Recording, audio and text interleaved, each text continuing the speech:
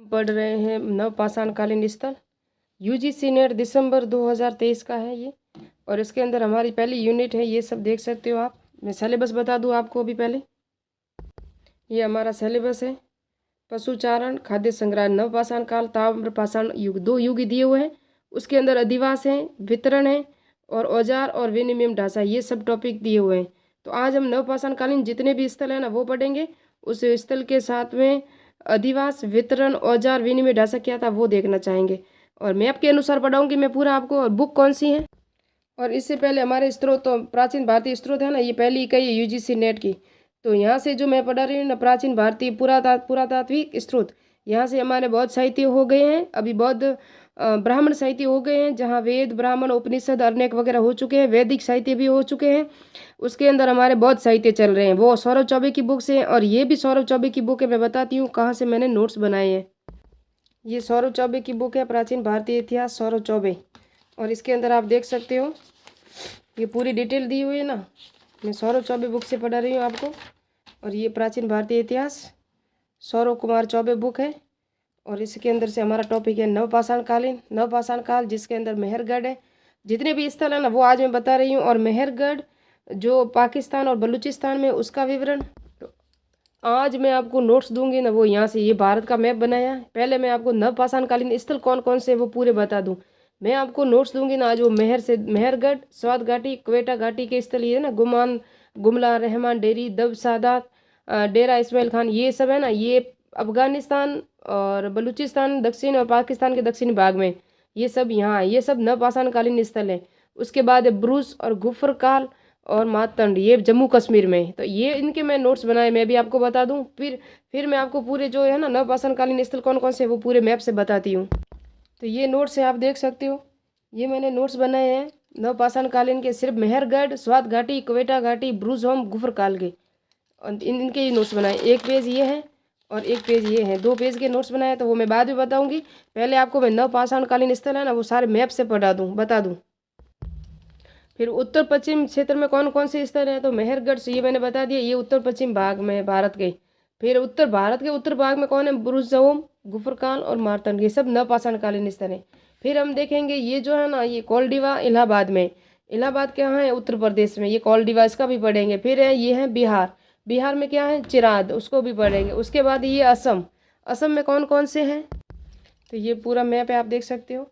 असम में दाऊजली हैंडिंग है, सतरू है, और मार्कन डोला है, मार्कन डोला, मार्क डोला कहाँ है, ये भी असम में है। और ये कुचाई है ना, कुचाई, ये उड़ीसा में नवपाषाण कालीन स्थल है। ये सिर्फ स्थल याद रखना, इतना इंपॉर्टेंट ये नहीं है। उसके बाद यहाँ है आंध्र प्रदेश, आंध्र प्रदेश में कौन सा है, उतनूर है, एक तो उतनूर है, एक है नागार्जुन कोडा है, और एक पलवा है। कौन सा है, उतनूर, नागार्जुन कोडा और पलवा, ये कहाँ है, ये आंध्र प्रदेश के स्थल है। इसको भी डिटेल से पढ़ेंगे। उसके बाद हम देखेंगे तमिलनाडु में, ये पूर्वी क्षेत्र में है ना। तमिलनाडु में कौन सा है, पेयमपल्ली है। पेयमपल्ली कहाँ है, तमिलनाडु में। तमिलनाडु पेयमपल्ली वाला इंपॉर्टेंट है, ये एग्जाम में आया हुआ है। एक मेहरगढ़, ये भी इंपॉर्टेंट है। उसके बाद हम देखेंगे कर्नाटक, ये कर्नाटक के कौन से स्थल है ये देख सकते हो आप। कर्नाटक में जो स्थल है ना, एक तो हुल्लूर है, बुद्धिहाल है, कोंडेहाल है, और टेक्कल है, तेक्कल कोटा इंपॉर्टेंट है, बुद्धिहाल भी इंपॉर्टेंट है। ये सब जो इंपॉर्टेंट होगा ना वो मैं बता दूंगी, क्योंकि जो एग्जाम में पर्सन आ चुका है उसका भी बता दूंगी मैं, कहाँ कहाँ से पर्सन आया हुआ है। तो अब हम डिटेल से पढ़ते हैं किसकी, मेहरगढ़, स्वात घाटी, क्वेटा घाटी स्थल कुछ, और ब्रूस होम, गुफरकाल और मार्तंड, इसके मैंने नोट्स बनाए हैं। नेक्स्ट में हम बनाएंगे कोलडीवा के बनाएंगे, उसके बाद हम चेराद के बनाएंगे, फिर असम में जो भी हैं उसके भी बनाएंगे, फिर तमिलनाडु का भी बनाएंगे, फिर कर्नाटक के भी सारे नोट्स ऐसे करके नवपाषाण कालीन स्थल पूरा करेंगे। फिर ताम्रपाषाण कालीन स्थल भी पढ़ेंगे। इसी तरह शॉर्ट वीडियो और नोट्स के साथ सारा हम टॉपिक पूरा करेंगे। तो स्टार्ट करते हैं नवपाषाण कालीन। विश्व में शुरुआत 9000 साल पहले हुई थी। तो विश्व में शुरुआत है ना वो 9000 साल पहले हुई थी, लेकिन भारत में 4000 वर्ष पूर्व मानी जाती है नवपाषाण कालीन की शुरुआत।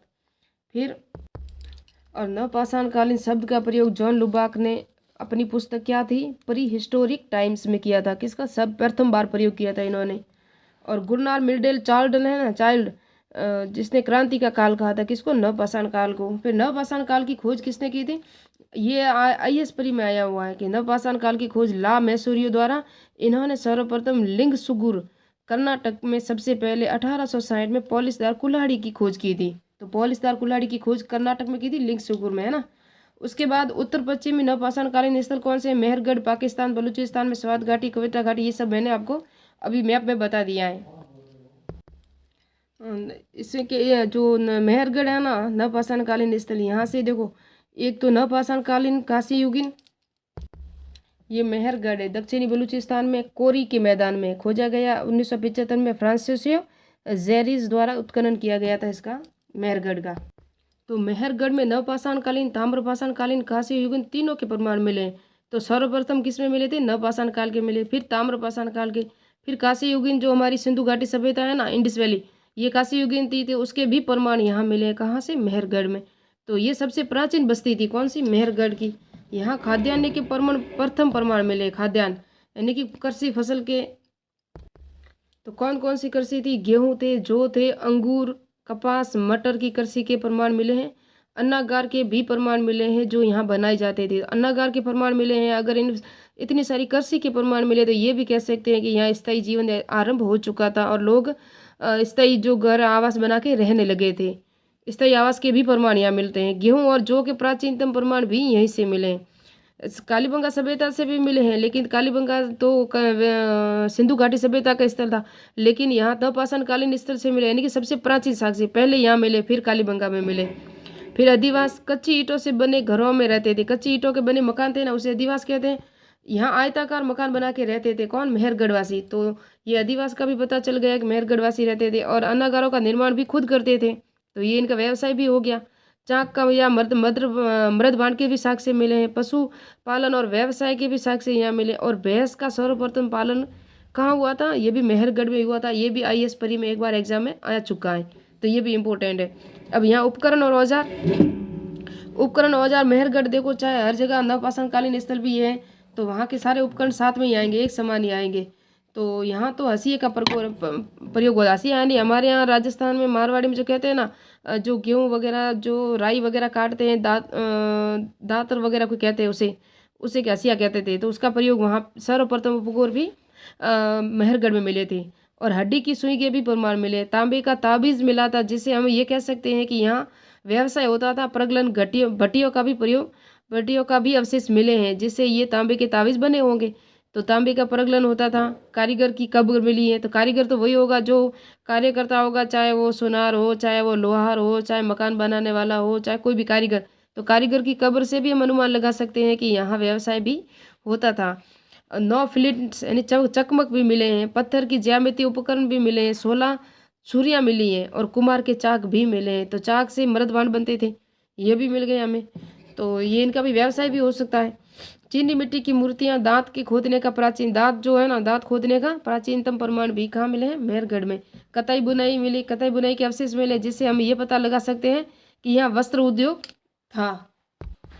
स्वात घाटी, ग्रत ग्रहों के साक्ष्य यहाँ विभिन्न प्रकार के शब्द अपनाए जाने की प्रथा का कारण प्रसिद्ध है। प्रथा के कारण सबसे ज्यादा प्रसिद्ध थे ना, शब्द अपनाए जाते थे यहाँ स्वात घाटी में। क्वेटा घाटी स्थल, किले गुल मोहम्मद दब 7 प्रमुख स्थल थे। यहाँ के हंसिए के 2 दांत मिले हैं, यहाँ भी हंसिए के प्रमाण भी मिले हैं और हंसिए के 2 दांत भी मिले हैं। टोकरियों के सांप काले 2 हस्तनिर्मित मर्दबाण मिले हैं। टोकरी यानी कि जो मर्दबाण थे ना, उसमें टोकरियों की जो चित्र किए थे, चित्रांकन किया हुआ मिले हैं, तो ये भी मिले हैं। और दबसा दांत से टेराकोटा से बने घरों के मॉडल, हमारे राजस्थान में टेराकोटा राजसमंद से है, नाथद्वारा में, तो यहाँ से भी टेराकोटा से बने घर के मॉडल भी मिले हैं। तंदूर मिली है, अंगीठी मिली है, एक तांबे की छुरी, चूना पत्थर के नींव युक्त मिट्टी के मकान, चूना पत्थर के थे लेकिन उसके नींव युक्त मकान थे ना, वो भी उसके प्रमाण मिले हैं। दबसात, जहाँ का किसका स्थल है? ये क्वेटा घाटी का स्थल है। अफगानिस्तान में मुंडीकाक में कुबड़दाल बैल की मरण मूर्ति मिली है। पाषाण फलक के अवशेष भी अफगानिस्तान के मुंडीकाक से मिले। गुमला, विशाल सामुदायिक चूल्हे कहाँ मिले हैं? गुमला में, ये भी इंपॉर्टेंट है ना, इसलिए मैंने लिखा है। उत्तरी क्षेत्र ब्रूज होम, ब्रूज वृक्ष की साल होती है, उसका जो अर्थ होता है। खोजा गया डी टेरा द्वारा, पीटरसन द्वारा 1935 में, लेकिन बाद में TN खंजासी द्वारा उत्खनन जो विशेष तौर पर से और विस्तारित किया गया था इनके द्वारा।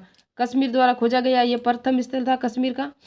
गर्तवास, जमीन के अंदर जो घर होते थे वो गर्तवास के साक्ष्य ब्रूज होम मिले हैं। शल्य चिकित्सक के प्रमाण मिले हैं यहाँ, कैसे के मिले हैं? शल्य चिकित्सक के। एक आपको पता हो तो शल्य चिकित्सक जहाँ बच्चे की खोपड़ी में 6 छिद्र, वो कालीबंगा से मिले थे।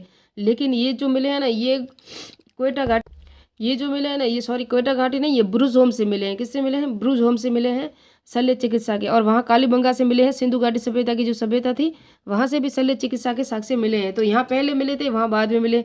फिर मुर्गी पालन के भी प्रथम साक्ष्य यहीं से मिले हैं। मालिक या मानव के साथ कुत्ते दफनाने का भी प्रमाण मिला है। कहाँ मिला है? ब्रुज होम में। और सर्वप्रथम पालतू पशु भी कुत्ता ही था, ये भी आपको याद रखना है। अस्थि उद्योग यानी कि हड्डियों का उद्योग भी साक्ष्य कहाँ मिले हैं? ब्रुज होम में मिले हैं। हड्डियों के उपकरण औजार भी मिले हैं। तो हड्डियों के उपकरण औजार कहाँ मिले हैं? ब्रुज होम में। ये हमारे हो गए औजार या उपकरण टॉपिक हैं जो। और अस्थि उद्योग जो हड्डियों से बनते थे। एक घड़े पर सींग वाले देवता का चित्र भी यहाँ मिला है। तो सींग वाले देवता का चित्र भी कहाँ मिला है? यहाँ एक घड़े पे, ये ब्रुज होम में मिला है। तो टोकरियों के छाप वाले जो चित्र मिले थे ना, वो क्वेटा घाटी से मिले थे। जबकि एक सींग वाले देवता के चित्रांकन वाले घड़े जो मिले वहाँ मर्दबाण मिले थे, यहाँ घड़े मिले हैं ब्रुज होम से। महिला द्वारा धनुष बाण से हिरण के आखिर का चित्र पत्थर की दो शिलाओं पे जो चित्रांकन किया हुआ मिला है, वो कहाँ से मिला है? वो भी ब्रुज होम से मिला है। ब्रुज होम यानी कि जम्मू कश्मीर से। यहाँ स्वतंत्र पशु समाधि का वर्णन भी मिलता है, यानी जो अवशेष मिले थे। स्वतंत्र पशु समाधि यानी पशुओं को जो बस्ती थी ना, वहाँ दूर जाके उसको दफनाया जाता था, उसके भी अवशेष यहाँ मिले हैं। फिर है गुफ्र काल। गुफ्र कराल यानी कि 1981 में ए के शर्मा द्वारा इसको खोजा गया था। अर्थ है कुम्हार की गुफा। तांबे की हेयरपिन मिली है, हड्डी की सुइयां। आपको पता है हेयरपिन की जो पहले जो मिले थे वो हड़प्पा चंदूड़ों के समान मिली है। चंदूड़ों से भी हेयरपिन के साक्ष्य मिले हैं, चंदूड़ों से। पालिशदार उपकरण, सिलबट्टे, अनाज पीसने की मिट्टियाँ से, अनाज पीसने की जो मिट्टी थी ना, बटिया होती थी, वो मिले हैं, जिसे सिलबट्टे कहते हैं, वो भी साक्ष्य मिले हैं गुफकार से, कराल से। चूना मिला के बनाई गई एक फरस। तो चूना युक्त तो जो दीवार थी वो ब्रुज होम से मिली है। और चूना मिलाई एक फरस के जो साक्ष्य मिले हैं वो कहाँ से मिले हैं? गुफर काल से। गेहूँ जो दाल के प्रमाण भी मिले हैं यहाँ से। और हसिया के प्रमाण वहाँ भी मिले हैं, यहाँ भी मिले हैं। तो ये सभी एक समान हो गए। यहाँ लकड़ी व हड्डियों के जलने के साक्ष्य, यहाँ स्थायी जीवन के प्रमाण भी मिले। ज्यादातर लकड़ियाँ और हड्डियाँ जलाई गई उसके प्रमाण गुफर काल में मिले थे, सर्वाधिक जो प्रमाण मिले। और स्थायी जीवन के प्रमाण भी मिले हैं। तो नेक्स्ट में पढ़ेंगे कोलडीवा या चिराद में। जो कोलडीवा है एक तो इलाहाबाद में, और चिराद में जो